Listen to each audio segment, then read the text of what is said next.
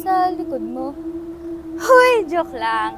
Hi, Gen Zs! Mahilig ba kayo sa mga true-to-life horror films? Well, in this video, we're gonna share with you some of the trivias from some of the favorite horror films ng mga madla.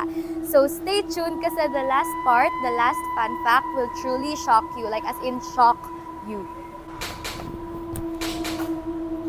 Hala! The Conjuring! Well, first up, we have The Conjuring, isa sa mga highest-grossing horror films of all time. Ang movie na to ay galing sa isang real-life story ng Perron family.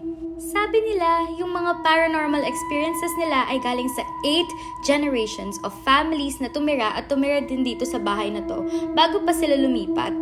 Suicide, drowning, poisoning, at freezing to death ang ilan sa mga cause of death ng mga namatay sa haunted house na to, yung Arnold State. Hoy, ang scary! As in, parang lumalamig na dito sa pwesto. Hoy! Pero hindi pa dyan nagtatapos ang The Conjuring kasi ang up next naman ay ang Annabelle.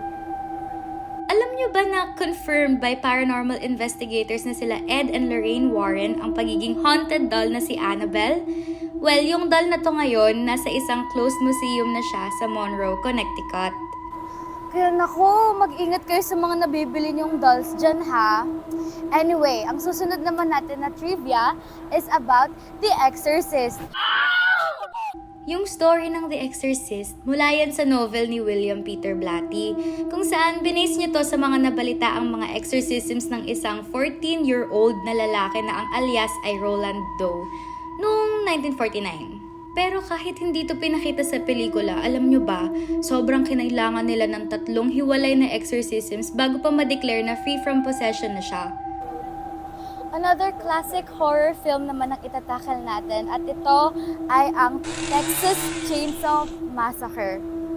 Shoot yung movie na to sa isang farmhouse under intense summer heat at ang resulta? Ayun, nagsuka tsaka nahilo yung mga cast. Naku, mukhang mas nakakatakot pa yung mahimatay sa sobrang init, lalo na kapag nasa isang bahay na hindi ventilated, like as in, no air. Coming in, we have another horror film story which features Jodi Santa Maria. We have Clarita. Actually, based on the exorcism of Clarita Villanueva, yung totoong responsible sa pag-e-exorcise sa kanya is yung American pastor named Lester Sumrall and hindi Catholic priest as depicted in the movie. He continued to work as an evangelical in the Philippines, kung saan gumawa siya ng Cathedral of Praise, isang church sa Ermita, Manila. Pumunta naman tayo sa isang local classic horror film, Feng Shui.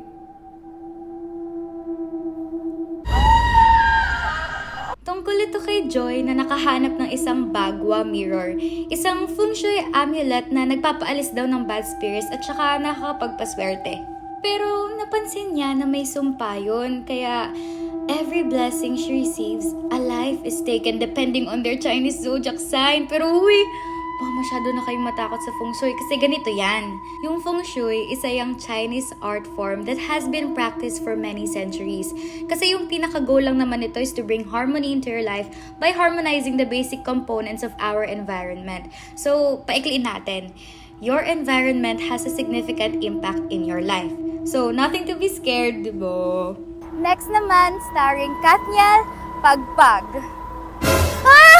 Tungkol to sa isang grupo na magbabarkada na minulto sila after failing to follow some superstitions in funerals.